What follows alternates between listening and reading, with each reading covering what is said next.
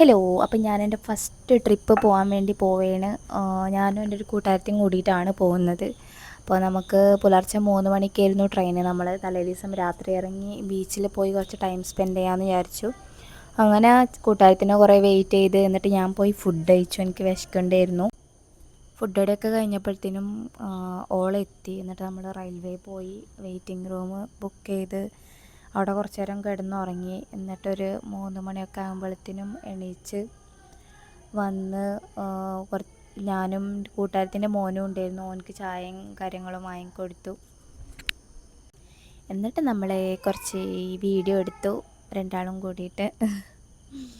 അതൊക്കെ കഴിയുമ്പോഴത്തേനും ട്രെയിന് വന്നു.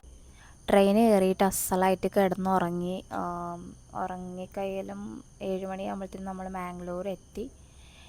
എന്നിട്ട് അവിടെ നിന്ന് ഫ്രഷപ്പൊക്കെ ആയിട്ട് പോകാമെന്നുള്ളതാണ് പ്ലാന്. അപ്പം എന്തായാലും അടുത്ത വീഡിയോയിൽ ബാക്കി പറഞ്ഞുതരാം.